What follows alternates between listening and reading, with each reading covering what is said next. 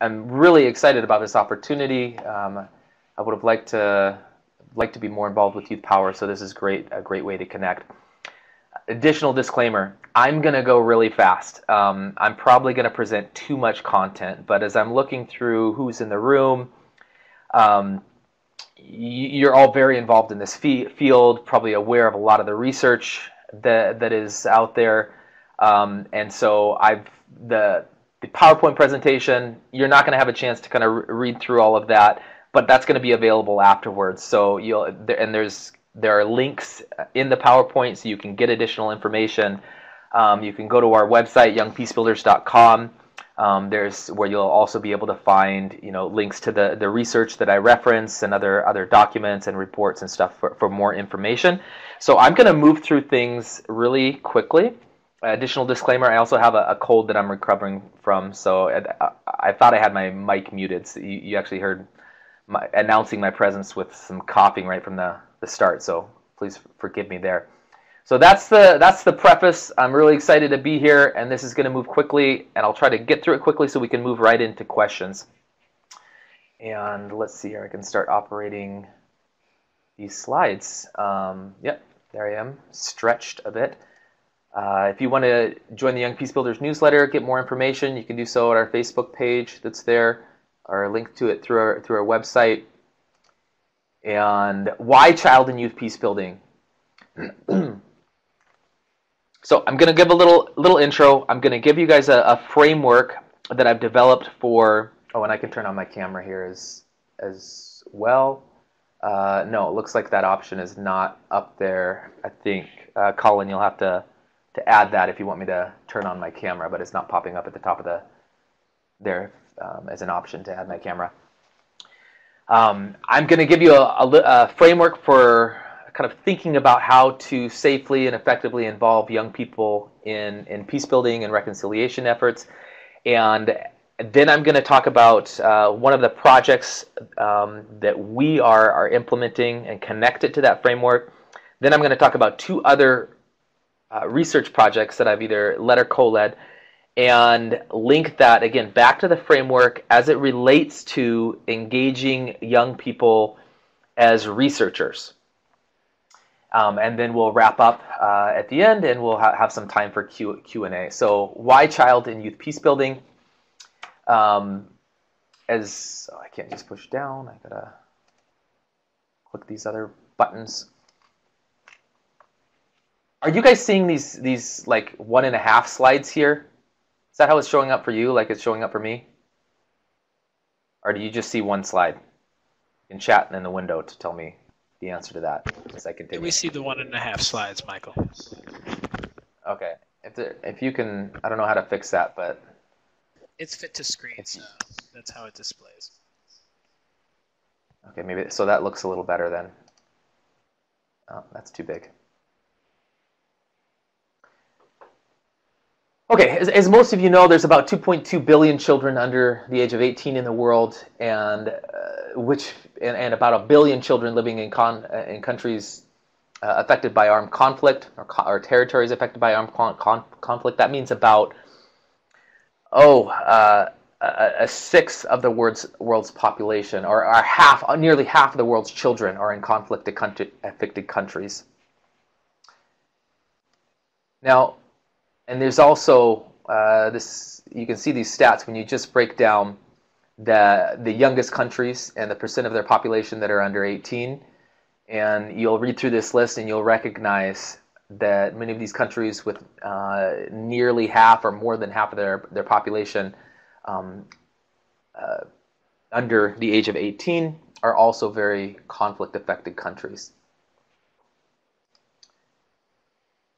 Now, the location, malleability, and tenacity of young people presents an opportunity more than a threat.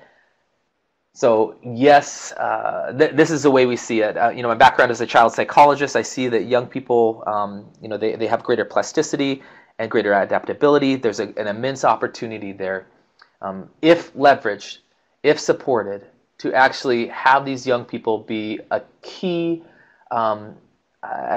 resource in really preventing and breaking cycles of violence and sustaining durable peace. So I've developed this child and youth peacebuilding wheel. So this is a wheel for considering young people's participation in peacebuilding across contexts. When I put my hand over the top here, do you guys see that on your screen as well, so you can see where I'm pointing to? I don't know if that shows up for you. You can type a response there. I'm going to go through this quickly. We'll keep coming back to it. Not for me. Okay, you don't see that my hand on the screen there, or my pointer.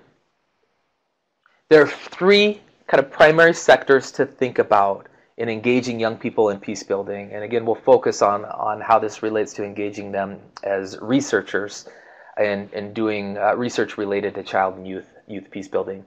But one, you should not that capacity is directly related to responsibility. You do not give people responsibility that is beyond their capacity. And if you only give people responsibility that is far below their capacity, they're going to get really frustrated really quickly. And you can look at both psychological as well as physical capacity and responsibility. Secondly, you've got to look at increasing young people's freedom to participate in peace building and reconciliation, and there are both constructive and destructive ways to do that from both a physical and a psychological perspective. And in this chart here, I'm using psyche from its broadest understanding, which includes social, spiritual components as well. You balance out providing opportunity that's related to capacity along with this need for safety, both psychological and physical. I'll break down each of these areas a little bit more and also relate it to doing research with young people, and then give some examples. So on the capacity and responsibility, so there are both psychological processes. So that young people can go through and develop in their capacity to be able to understand what is grief, what is forgiveness, what are consequences, and also analysis of decision making and so forth. There's cognitive capacity that's developing. So these are things that you're thinking about when you're looking at what responsibility do we give young people. So for example, if you're engaging them as researchers, you think about what is their capacity to understand their research methodology and apply it appropriately. And that's not only going to vary based upon age. It varies drastically among young people based upon experience. I find frequently even more than age. And I'll give an example once we get into some of the research a little further. But also there is physical capacity that you don't, for example, thinking about a young person's ability to conduct research on the field of just their physical strength, how long they can actually be conducting interviews. In the training, you got to be thinking about their physical ability to sit through and actually listen to long amounts of training as you're preparing them to do research. So these are things that you have to consider when engaging and preparing young people for participation in peace building. Secondly, on the freedom side, you can develop their freedom or their opportunities and their capacity, both physically as well as psychologically, to participate. For example, constructively, you can increase their freedom by taking them to events, providing peace building opportunities. In this, let's see, on moving to the psychological side of giving them education, so teaching them a research methodology for how they would actually do research on child and youth peace building. Keep track of my time here. 40. Okay, now moving down to safety. This is what I have found as one of the primary things that prevents organizations from engaging young people in peace building. They stop with the idea of it's dangerous. And that is a very important concern to have. But when you give people a framework for thinking through how they actually address that concern meaningfully, it can be extremely freeing to allow them to then think, okay, how do we engage people, young people, meaningfully in peace-building activities and research in a way that appropriately considers and addresses both physical and psychological safety of these child participants. So we're not only increasing their responsibility and freedom, but we're also considering safety. Excuse me. So one of the ways that you can do this is actually look at isolating the variables of safety. So for example, on the physical side of things, you can look at their present level of risk and any change in risk based upon their participation in the peace-building activity or the related research. So for example, you look at each of these categories, look at their location. Where will they be going for trainings? Where will they be going to actually collect data? In this example here, the red represents the risk level, and the blue represents like the safety level. So in this case, this example is showing that actually where they are participating in the training, in the location of the training for learning how to conduct this research, is actually a place of greater safety than their typical environment, their kind of baseline risk level of location. So that's, that blue circle represents actually an increase in safety based upon their participation, in this example, in the research. Information. The information that they gain is not increasing or decreasing their risk in this example. It stays the same. Their association. In this example, their association with this organization that's conducting this research in a given context would significantly increase their physical risk of harm because of their association. Protection. This shows that you're going to provide, that this engaging these young people, you're going to provide a significantly additional security level to protect the children during their participation and maybe post-participation. Then you also look at their capacity, which we discussed earlier, and then also their freedom and changes. So this is just isolating these different variables can be really freeing when looking at, okay, how do we actually isolate where are the areas of increased concern and potential risk by engaging this young person in this peace building or related research activity? How do we mitigate against those concerns? And how do we kind of provide additional protective actions and supports that would counteract any additional risks that they may have? And that really helps you consider if it's appropriate for this young person to participate, and if so, under what conditions. So then on the psychological side of safety, there's some additional concerns to address.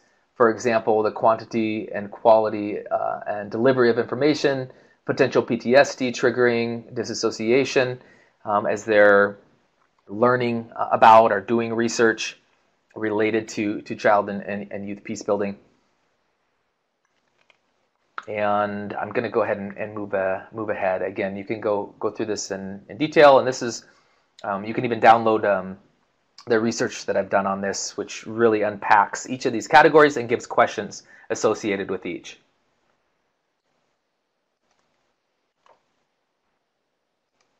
Okay, again, there's the overall wheel.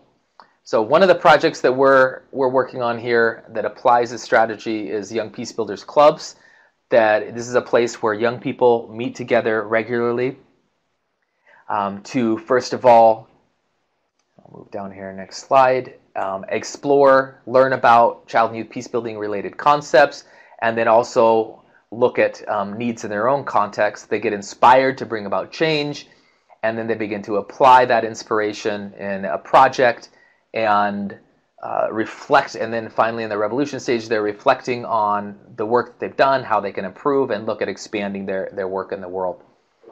I go kind of quickly here because I want to get through this other research and allow time for Q&A. One project where we engage large numbers of children and youth as researchers research that I co-led along with Claire O'Kane. It was a global partnership. You can get more information about that, about youngpeacebuilders.com/3M. You can download a number of country reports and also the global reports and get a little more background on that research, and I encourage you to do so. This engaged a number of different actors, donors, and it was implemented, the research methodology was implemented in Colombia, Eastern DRC, and then also in Nepal. We engaged 117 child and youth researchers and some adult supporters as researchers in the methodological approach. And there's actually the report that you can download gives some, it has a lot of content there on methodology, which is helpful for kind of learning from our experiences to do research in this sector. So you can get more information about the different tools that we use. These were really interactive, playful, experiential research tools. And let's see, this is just some of the totals of the data that we conducted. Let's see, I'm just going to speed ahead here in light of time so I can get to some of the key findings. We had over 1,500 participants. Michael, just a couple other things. Michael, can I just ask you a question? Yes. Can you just talk a little bit about what the project was about, so that we can get that background a little bit? Yes, absolutely. So this research, I'm going to bring right up the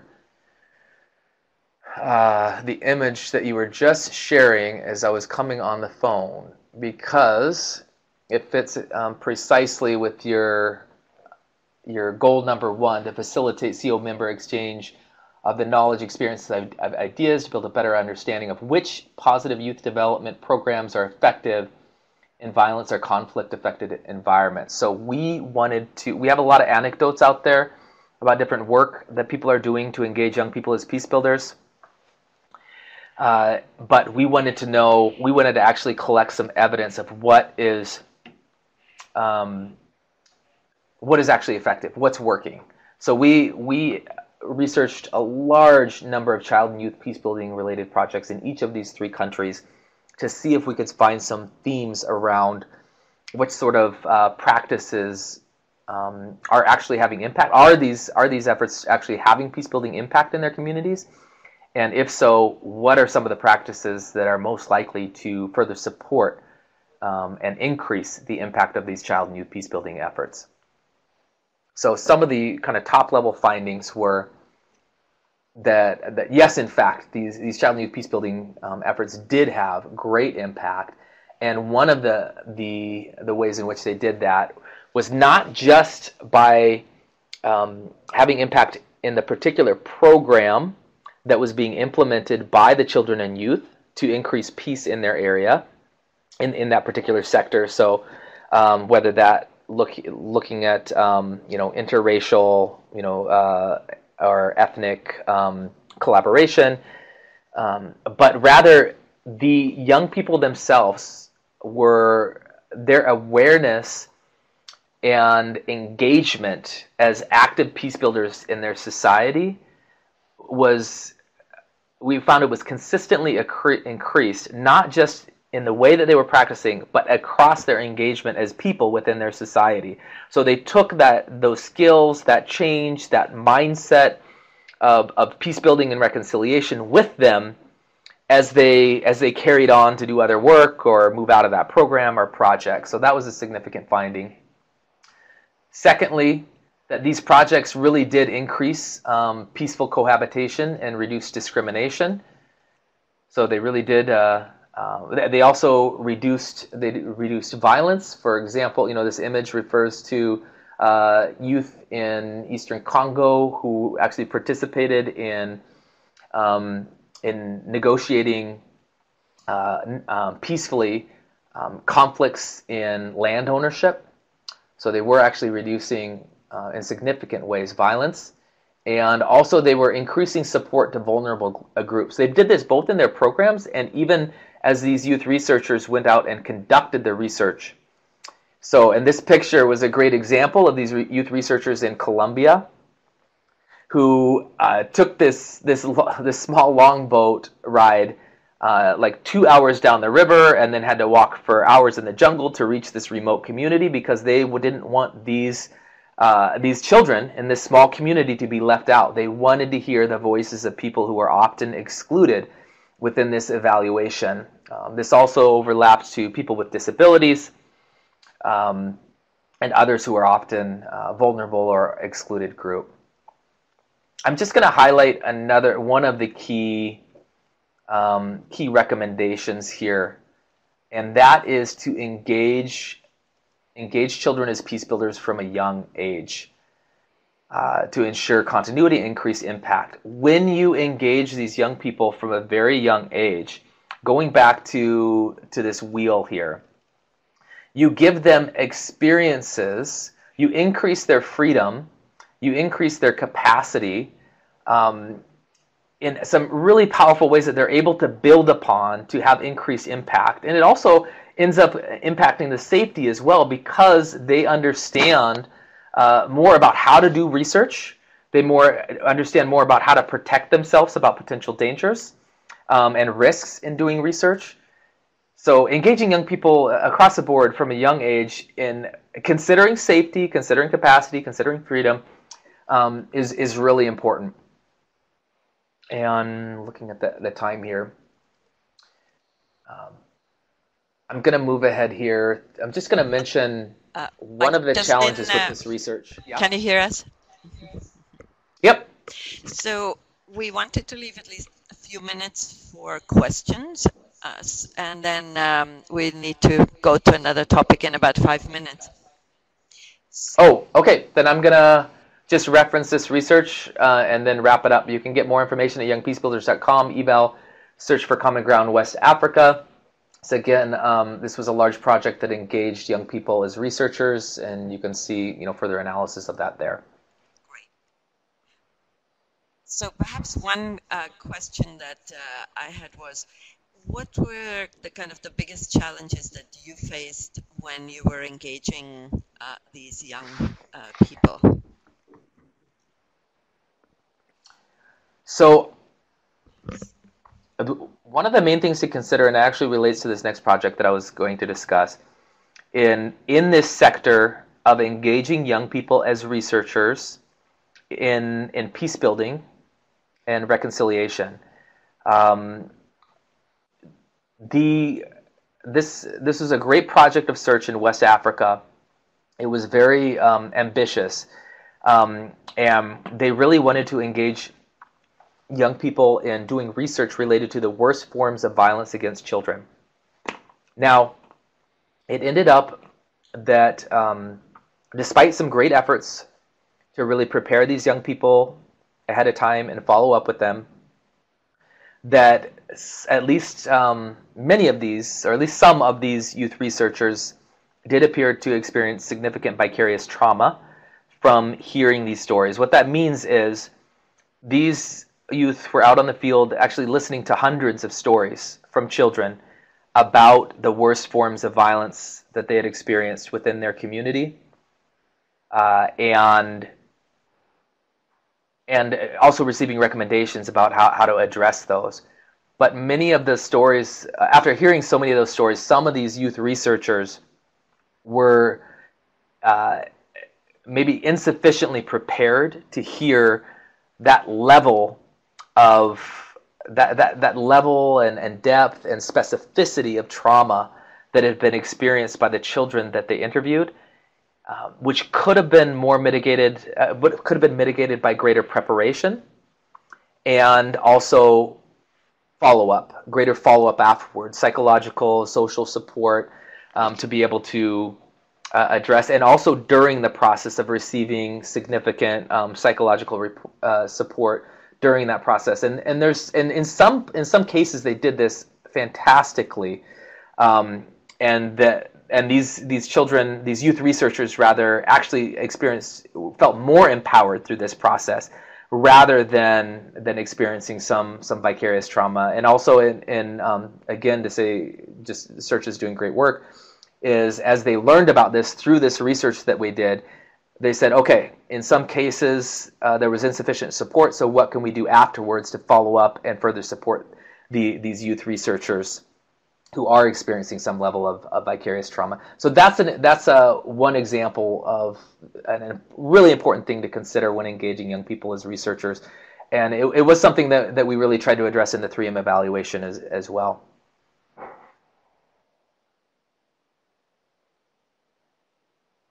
Are there questions?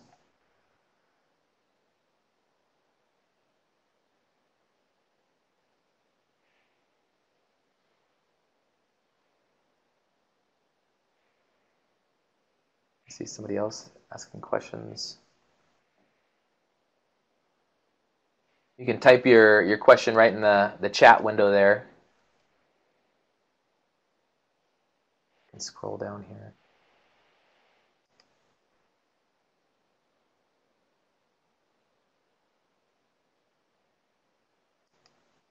I'll give it looks like a question is being typed there. I'll give another quick example before that question. We have a question from the room. Go ahead.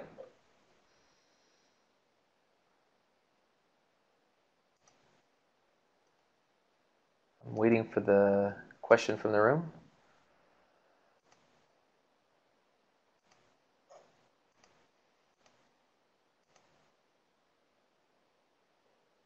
I'm not hearing the question from the room. So I'll give another response to the prior question while we're trying to get the audio or writing in there.